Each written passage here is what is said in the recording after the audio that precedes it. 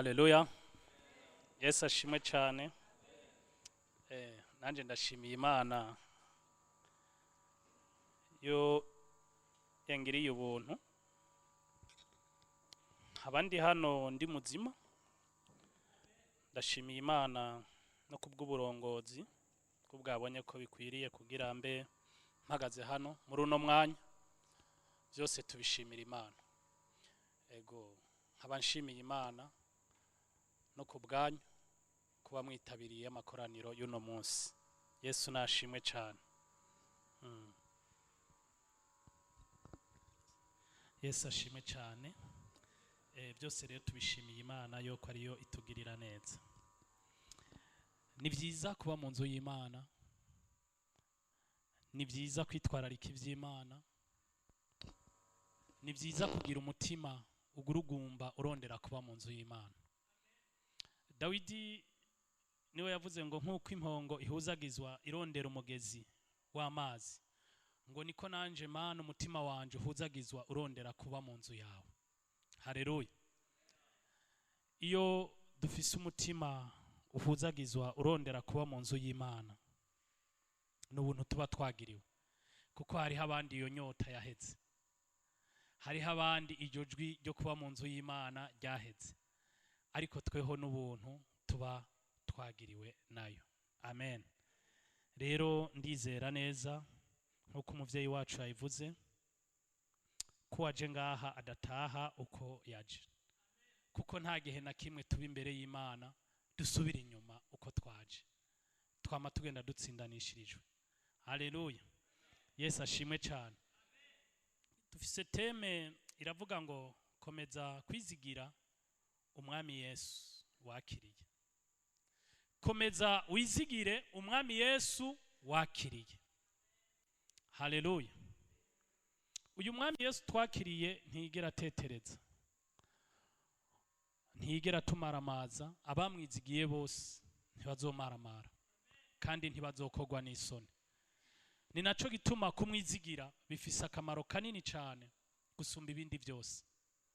Dushobora kwizigira ibikomeye n'ibihambaye. Dawidi yaravuze ngo abandi bizigira imikogote y'intambara, abandi bakizigira abakomeye n'abahambaye, ngo ariko jeho nzokwizigira Uhoraho Imana yanje. Haleluya. Yari yaratahuye ibanga ryo kwizigira Imana. Yari yaratahuye ibanga ryo gushira umutima ku Mana. Yari yaramenye ko kwizigira Imana biruta ibindi byose yari kwizigira. Yari yaramenye ko kwizigira Imana biruta ingabo nyinshi yari afise. Yari yaramenye ko kwizigira Imana biruta ubutunzi bwinshi yari afise, kuko kwizigira Uhoraho bifise ikimazi kinini. Ibindi byose twovyizigira ariko ntibizohoraho, ariko kuko yavuze ngo nije Uhoraho yamaho ibihe byose. Haleluya. Haleluya. Yamaho ibihe byose, n'Uhoraho ibihe byose. Amen. Yabwiye Mose ati genda ubwire Farawo ngo nduwo ndiwe. Amen. Haleluya. Kuko yabwira Farawo ngo genda umubwire ngo ndi Imana yantumye, no muri Egiputa bari bafise Imana, kandi izo mana nta valere zari zifise, kandi Imana zari zihari zari nyinshi cyane, ariko yamubwira ati nduwo ndiwe, nduhoraho yamaho ibihe byose. Rero kwizigira Imana, kwizigira Kristo Yesu, kwizigira umwami Yesu twakiriye bifise akamaro kanini cyane gusumba ibindi byose twokwizigira. Hari ibyo twokwizigira nyuma y'umwaka umwe bigakugwaho. Hari ibyo twokwizera inyuma y'amezi bigakugwaho, ariko kwizigira Uhoraho we yamaho ibihe byose. Kwizigira Kristo yamaho ibihe byose, kandi uwo Kristo abana nacu. Amen. Haleluya. Reka turabe ijambo ry'Imana riri mubi Abikolosayi. Turasoma igice cya kabiri turahera turasoma ku murongo w'indwi tugeze ku murongo wa gatandatu tugeze ku murongo w'indwi. Igice cya kabiri turahera ku murongo wa gatandatu kugeza ku murongo w'indwi. Haravuga ngo nk'uko mwakiriye Kristo Yesu umwami wacu, mube ariko mugendera muri we. Nk'uko twakiriye Kristo umwami wacu, abe ariko tugendera muri we ibihe byose. Birakwiye ko tugendera muri Kristo. Mu byo dukora birakwiye ko tugendera muri Kristo. Aho twaba hose birakwiye ko tugendera muri Kristo. Ubu yari Paulo ariko arabwira abantu b'i Kolosayi abasigurira amajambo, ababwira ko bakwiye kwizigira Kristo gusumba ibindi byose. Hakwiye kuba muri bo itandukaniro ry'abari baramenye Kristo n'abatari bwamumenye, kuko byose wamenga ni kivange, abantu bose wamenga ni cyo kimwe. Ariko arababwira ngo harakwiye ko haba itandukaniro muri mwebwe, ngo nk'uko mwamwakiriye Kristo umwami wacu, mube ariko mugendera muri we. Donke ibiju no munsi ntibigutware ujane nabyo, ariko umenya ko wakiriye Kristo, wewe ufise urubibe, ufise donke amarimite yaho ugarukira mu byo ukora, mu byo uvuga, mu mvugo zawe, mu byo ukora byose urafise aho ugarukira udashobora kurenga, kuko ariho Kristo ashaka kugarukira. Amen. Arababwira ngo nk'uko mwamwakiriye umwami wacu, mube ariko mugendera muri we. Bisigura ngo igihe cyose dukwiye kugendera muri Kristo, turyamye tube muri Kristo, tuko turavuga tuvuge muri Kristo, dufungure muri Kristo, tunywe muri Kristo, byose bibe muri Kristo Yesu, tugendera muri we. Tutaba ababivamo no munsi ejo tukabisubiramo. Agakiza kuno munsi, umuntu arakizwe no munsi ugasanga arakijijwe by'ukuri, mugabe ejo ugasanga yabivuyemo, ejo ugasanga yabisubiyemo. Ariko Paulo aratwingingira ngo tube muri Kristo, tugendera muri we. Tubandanye murongo w'indwi. Mushinze imizi muri we. Iyo tugendera muri Kristo Yesu biradusaba ko dushinga imizi muri we. Ni kubera iki Paulo yababwira abantu ko bashinga imizi muri Kristo? Gushinga imizi muri Kristo bituma tudahugumbwa. Gushinga imizi muri Kristo bituma ikije cyose kidashobora kugutembagaza. Gushinga imizi muri Kristo bituma intambara zose zije zidashobora kuguhenura.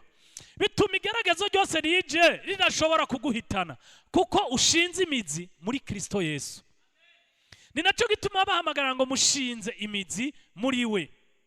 Mwubakwa muri we. Twubakwa buri munsi.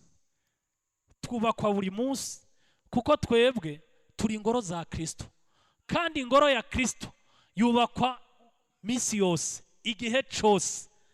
Ijambo ry'Imana yavuga ngo umuntu wese bivanye nuko yubakwako kw'iryo tanguriro. Haleluya. Ibikorwa by'umuntu byose bizogezwa. Ni nacyo gituma duhamagarirwa kubakwa muri Kristo, twubakwa muri we igihe cyose. Mbega ibikubaka bishobora kuba ari biki? Ariko turahamagarirwa kubakwa muri Kristo. Umunsi urashobora kuba wubakwa nuko warose akazi, ariko akazi karashobora guhera. Umunsi urashobora kuba wubakwa nuko warose uruvyaro.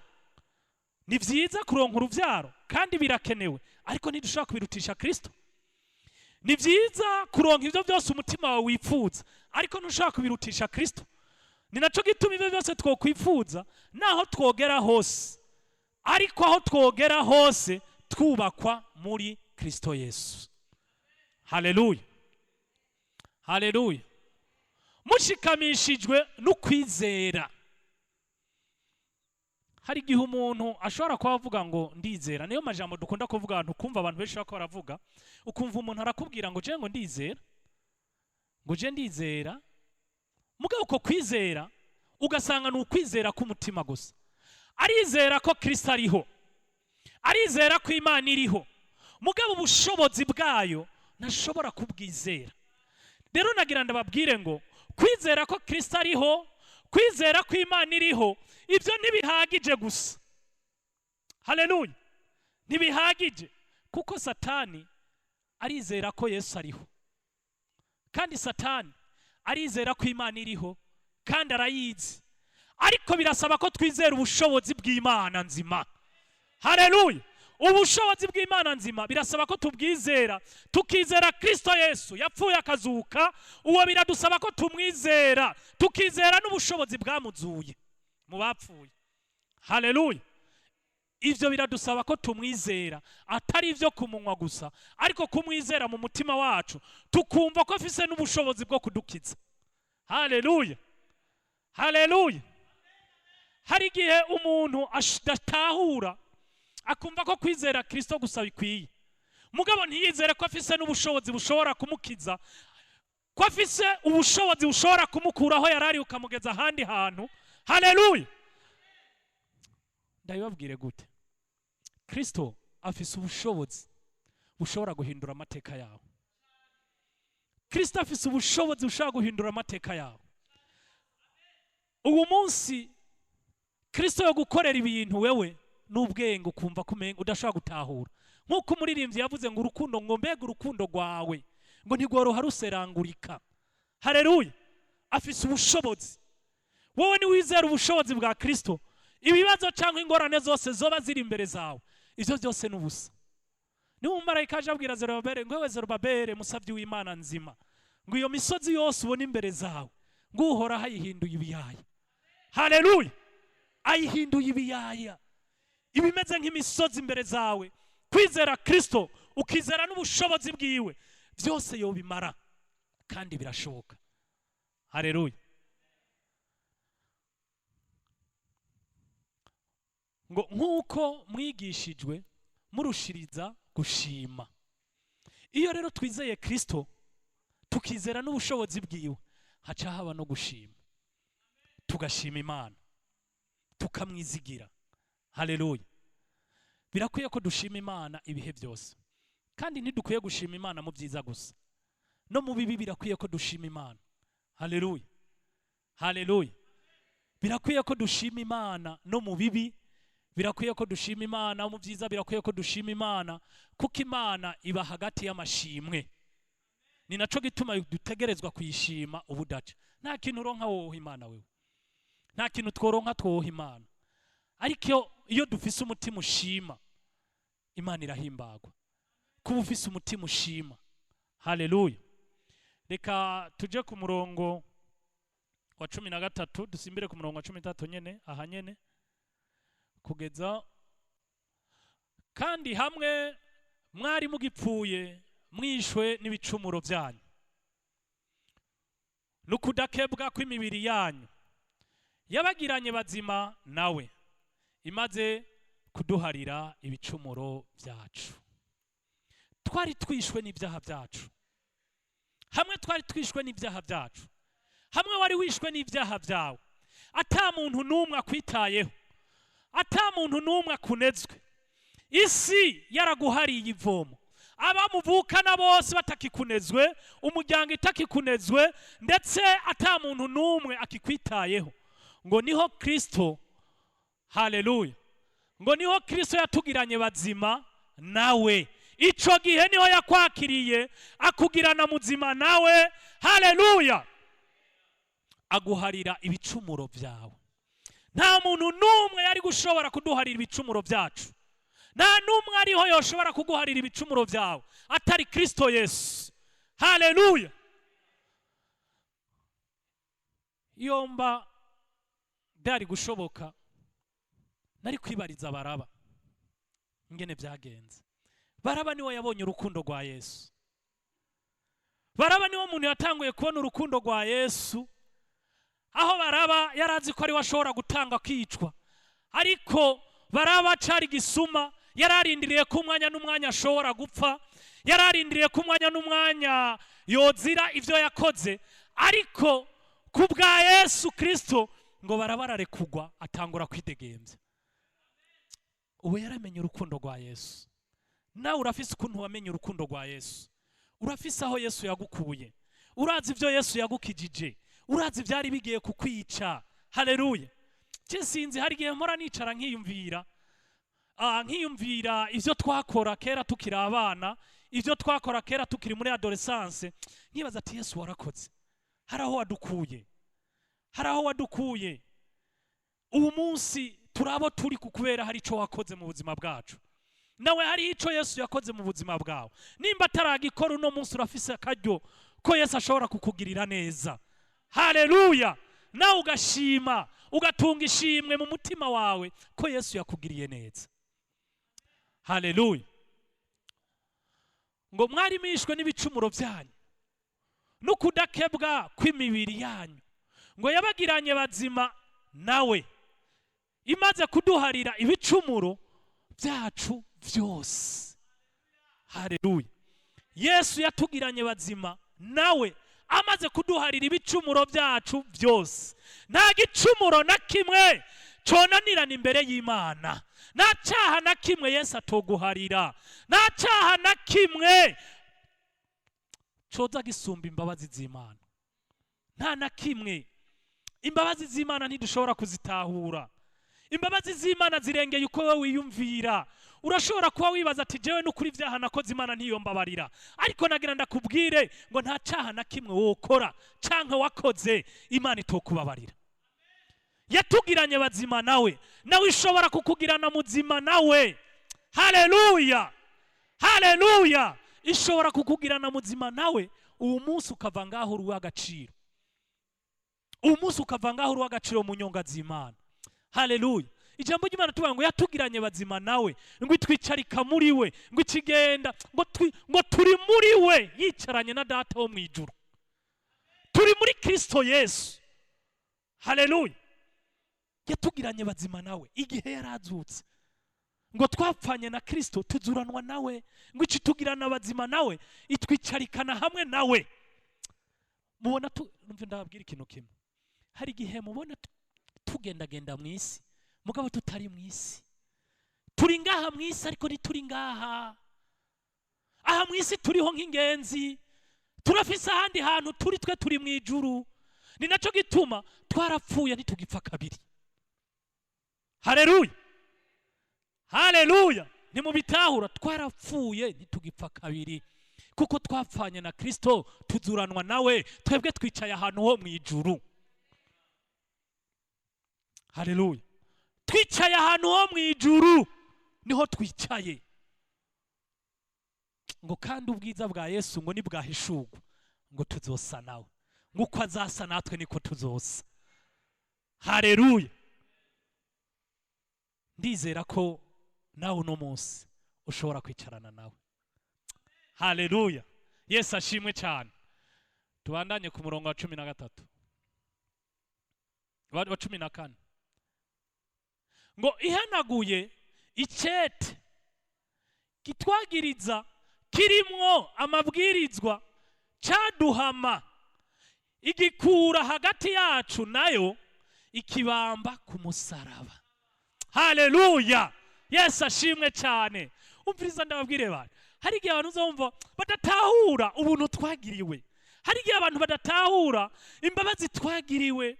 Mbe mwari muzi ko n'igihe Yesu atari bwaza, erega twebwe ubwacu nta n'uburenganzira twari dufise bwo gutanga ikimazi. Ntabwo twari dufise, twebwe nta uburenganzira twari dufise bwo gutanga ikimazi. Abisirayeli, abayuda nibo bari bafise uburenganzira bwo gutanga ikimazi kugira bashobore guharigwa, ariko tweho hari cete. Haleluya. Vuga ngo hari cete. Hari cete cari hagati yacu n'Imana yacu, kandi ico cete cari kwibirego. Haleluya. Ico cete cari kwibirego, cari kwibirego bitatwemerera kwitwa abana b'Imana. Haleluya. Cari kwibirego biturega, cari kwibirego bituma Uhoraho adashobora kuturaba. Mbe ntavyo mwumva? Hari kwibirego bituma Uhoraho adashobora kuturaba. Nico catumye ngo Yesu yikumaniriza kw'ivyaha byose by'abari mu isi. haleluya. Amaze kuvyikumaniriza ko byose ku musaraba igorogota, haleluya, aratangura aratakamba ngo data niki kikumpebesheje, kuko yarahindutse icyaha. Uhoraho amuha urubavu, amukura kwa maso, arabona ko uhoraho amuhevye, atangura gutakamba ngo data niki kikumpebesheje, haleluya. Kubw'ivyaha byacu yari yikumanirije ko na cya cete cyose ku musaraba igorogota. Yafashe ibyaha byanje nawe bibambwa ku musaraba igorogota. Icete cyaturega kirahanagurwa, ngo igitambara cyari gikingiriye ahera kiratabukamwo kubiri. Ubu munsi ndi hano jewe Celestin mvuga ubutumwa bwiza aho ataburenganzira nari mfise bwo kubuvuga. Haleluya, haleluya. Uyu munsi muri ngaha imbere y'Imana ataburenganzira mwari mufise, n'ubuntu twagiriwe, n'ubuntu twagiriwe, n'ubuntu twagiriwe bugeretse ku bundi. Erega murabona uno munsi mwe ko mwicaye hano mwibaza ko ari byoroshe ku isi yose yicara ngahe gakorana nkuko mukoranye, ariko si kubiri. Ariko tweho n'ubuntu twagiriwe, n'ubuntu bugeretse ku bundi. Kuba twitwa abana b'Imana, kuba twitwa abana b'Imana, sinumva ko gaciro. Ivyo ndavyibutse ndumva ko mfise agaciro gakomeye cyane abisi batabona. Kwitwa umwana w'Imana bifise agaciro kanini cyane abisi batabona. Sinzi ko mubitahura. Wo kwitwa umwana w'umutegetsi runaka, ejo bikavaho kuko icubahiro kirahava. Dawidi yaravuze ngo ingoma zose zo mwisi zose ngo zigenda zikurakurana, haleluya. N'umuririmbyi yongera arabivuga ngo ingoma zose zo mwisi zose zigenda zikurakuranwa. Ubu munsi wo kwitwa umwana w'umukuru akomeye cyane, ariko ejo akahava ugasigara uri usanzwe. Amen. Ubu munsi wo kwitwa umwana w'umugwiza atunga akomeye cyane, ejo agakena akahava ugasigara uri usanzwe. Ariko nagenda babwira ikintu kimwe, nta kidukura ko identite yo kwitwa umwana w'Imana. Haleluya. Ivyo turabigumana igihe cyose no gushika ku rupfu, tucitwa abana b'Imana. Ico nta kibidukurako, kuko wabiduhaye ahoraho ibihe byose. Kwitwa umwana w'Imana bifise agaciro kanini cyane. Nagenda kubwira ngo no munsi ntukisuzugure, kuko uri umwana w'Imana. Ufise gutegeka kandi bigashoboka. Ico usaba cyose kirashoboka. Haleluya. Ico usaba cyose kirashoboka biciye mu yatubambiwe. Ubu ni Kristo Yesu. Niwe yavuze ngo ico muzosaba cyose mw'izina ryanje data azokibaha. Murumva ko gaciro dufise. Ushobora guhamagara ivyo wari warabuze vyose ubu munsi ukabironka, kuko witwa umwana w'Imana, kuko wamwakiriye. Ushobora guhamagara ivyo wipfuza byose ukabironka, kuko wamwakiriye. Byose tubisaba mu izina rya Yesu Kristo kandi tukabihabwa. Haleluya. Rimwe na rimwe hari igihe Satani adutera akaduteza ubwoba, tukibagira ico turi, kandi kwibagira icuri n'amakosa. Haleluya. Ariko kuno mugoroba ndababwira ngo turi abana b'Imana bisumba byose. Haleluya. Turi abana b'Imana isumba byose. Umviriza ndababwira bantu b'Imana, nimba waramenya agaciro k'icuri ntukaveko. Nimba waramenya agaciro k'Imana yawe wakiriye, waramenya agaciro k'umwami wacu Yesu Kristo wakiriye, n'ubushobozi bukorera muri we, uwo ntumuveko. Ibi ndiko ndababwira ndabifitiye ubuhamya bwishi. Ubwanje simba mpagaza, ubwanje simba ndiko ndababwira ubutumwa, kandi ubwanje simba nkiriho. Ariko namenye ko uwo twizigiye, uwo twizeye atigera hemuka. Haleluya. Ijambo ry'Imana rimbwira ngo inyonga zuhoraho zihora kubasavye bayo, ngo kandi n'ugutwi kwayo ngo guhora guteze kumviriza iby'abasavye bayo basaba. Iyo Mana yacu ntiyadutaye, na none umunsi iracadukunda. nubwo abandi bose bo bivamo, ariko ndakwinginga we wamumenye ntubivemo. Nubwo isi yose yo bivamo, ndakwinginga we wamumenye ntubivemo. Mwe mwari muzi ko kuva ku Mana arakaga, kuba waramenye Kristo Yesu hama ugasubira inyuma ugasubira mu byaha, mwari muzi ko arakaga, nakaga gakomeye cyane. Umwanditsi w'igitabo cy'Abaheburayo 10:6 aravuga ngo nuko abamumenye kandi bakamenya ukugira neza kwiwe ngo bakamuvako, ngo biragoye kugira baze bagaruke bamusubireko, ngo shiti basubiye kwibambira umwami wacu Yesu Kristo. We wamenye Kristo ntukamuveko, munambeko, mugumeko, mucakire. Haleluya. Ntugasubira inyuma, kuko gusubira inyuma nakaga. Satani ashobora kuba kwereka ibitandukanye, ariko ashobora kuba kwereka intambara ziri imbere zawe. Ushobora kuba uri mu ntambara runaka, ariko Kristo wizigiye na none umunsi aracariho, kandi na none umunsi arashashoboye. Haleluya. Reka turabe igitabo ca kabiri ca Petero, igice ca kabiri nyene ku murongo wa 19 kugeza ku 22. Petero 2:2. Babasezeranira umwidegemvyo, ariko ubwabo n'abagurano b'ibibazo, kuko icanesheje umuntu kiba kimuhinduye umugurano wacu. Amen. Haleluya. Aya majambo Petero yariko ayabwira abantu cari gihe hari hagwiriye abantu babavugishwa. Umuntu wese akazana amajambo yiwe bakabasezeranira imigisha, ariko ubwabo nabone bagowe. Bakabasezeranira kumererwa neza, nabone bagowe arabatindi bo hanyuma. Haleluya. Bakabasezeranira imiduga, ubwabo nabone bako bagenda n'amaguru. Haleluya. Birababaje kumva umuntu agusezeranira umuduga akakwemeza imiduga nawe nagenda n'amaguru. Haleluya. Bakabasezeranira ibitagenda, ariko ubwabo nabone bashonje, ahubwo barondera kubiba n'ivyo bari bafise. Haleluya. Nuko Petero atangura kubabwira aya majambo, ababwira ngo babizeza ibyiza, ariko nabone arabagurano b'ivyaha, bagumye arabagurano b'ivyaha. Nubwo bababwira kuva mu vyaha, bo bahindutse abanyabyaha rukoto. Kukubera iki? Kuko ico umuntu yihereje, reka tubisome neza simpava imvugo uko bitari. Ngo basezeranira umwidegemvyo, ngo ariko kubwabo n'abagurano bibiboza. Haleluya. Babasezeranira umwidegemvyo ko abantu bavuga ko bahariwe, ariko ubwabo nabone bakiboshwe. Bakabasezeranira umwidegemvyo ko muri bidegemvya, ariko bakiboshwe n'ivyaha. Haleluya. Nuko ngo kuko icyanesheje umuntu kiba kimuhinduye umugurano wacu. Ubu munsi twebwe turabagurano ba Kristo Yesu, kuko twiyeguriye Kristo Yesu. Nitukira abagurano b'ivyaha, kuko icyaha twarakinesheje.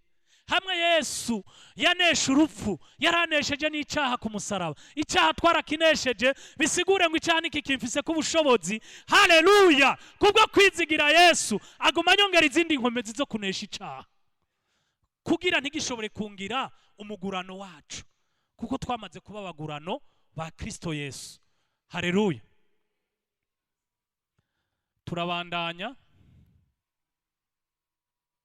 Event. Namba kumenya neza Yesu Kristo umwami wacu n'umukiza, kwarabateye kudohoka bakava mu by'isi bihumanya, maze bakongera bakavyizingiramwo bikabanesha. Ivyo hanyuma vyabo birusha ivya mbere kuba bibi.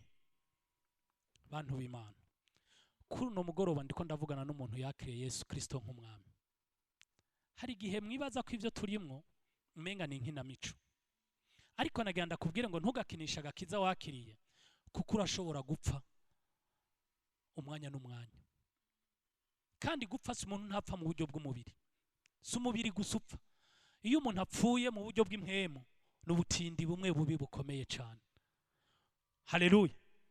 umubiri ushobora gupfa ariko impwemu yawe ari nzima. Ariko gupfa mu buryo bw'impwemu birababaje cyane. Ikibabaje nuko benshi bagenda barapfuye mu buryo bw'impwemu, tukababona ari bazima ariko abantu bagenda barapfuye. Wirinde gusubira inyuma.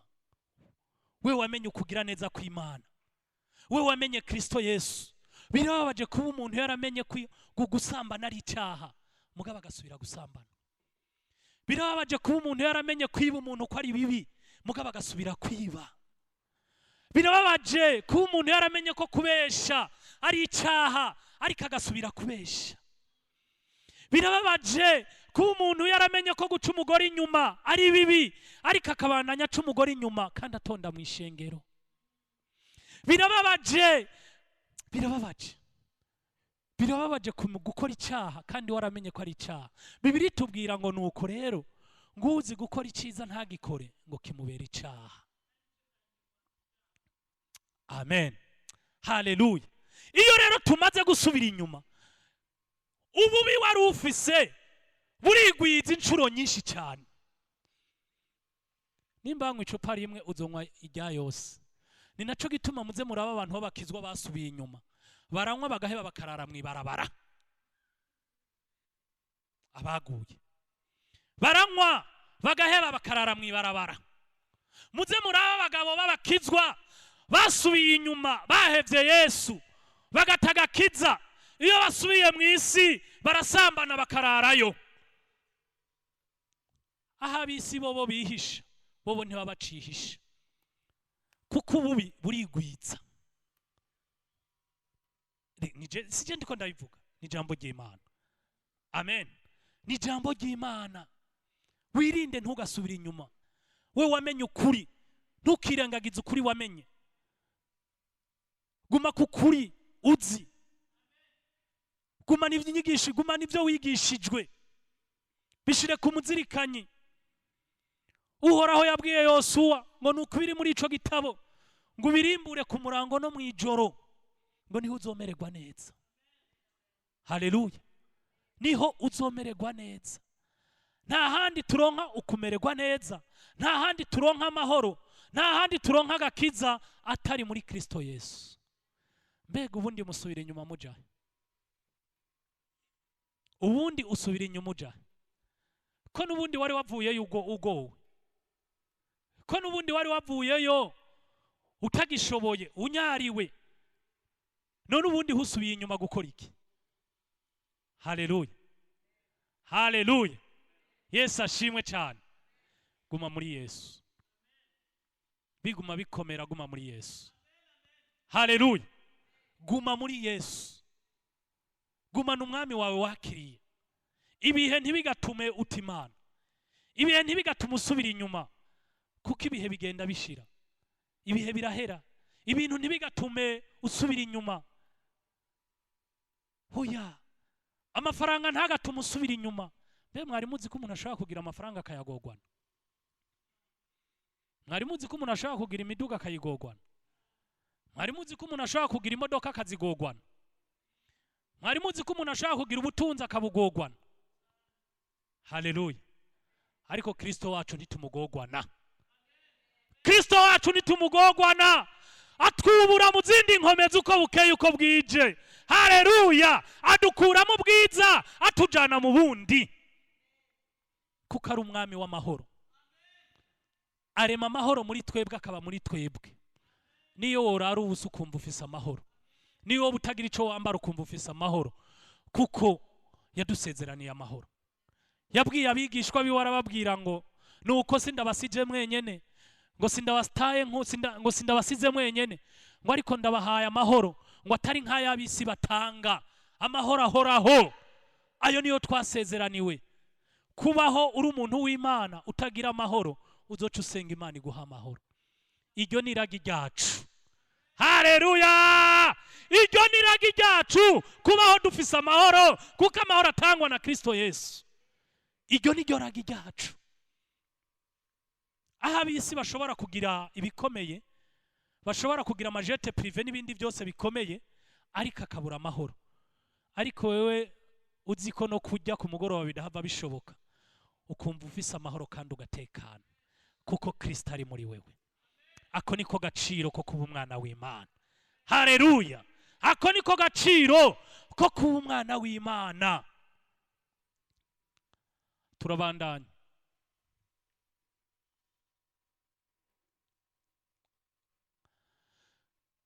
Icobaye ciza kuri bo iyaba batigeze kumenya inzira yo kugororoka, hako basubira inyuma. Bamaze kuyimenya bagata icagezwe cera bahawe. Muravyumva? Wirinde. Twahamagariwe kuba wera kuko n'uwaduhamagaye ari uwera. Rondera kuba uwera ku munsi ku munsi. Vyoba vyiza kuba utigeze kubimenya, ariko kubimenya ukabivamwo ngo nakaga gakomeye cyane. Haleluya! Nakaga gakomeye cyane. Batubandanirize ku murongo ukurikira wa 22. Ivyabashitseko ngo ni vy'uyu mugani w'ukuri, ngo imbwa isubiye kuvyo yadashwe, kandi ngo ingurube yuhagiwe isubiye kwivurunga mu vyondo. Sinipfuza ko hari uwaronse akaryo ko kuba hano kuno mugoroba uwo mugani ushobora gukorako. Ntavyo nipfuza, ariko ndipfuza ko twese duhindurwa abasha muri Kristo Yesu. Amen. Ndipfuza ko duhindurwa abasha muri Kristo Yesu. Dusoma uyu murongo wa Yohana igice ca kabiri, Yohana wa mbere igice ca kabiri, umurongo wa 15 kugeza ku wa 17. Nimugakunde isi canke ibiri mw'isi.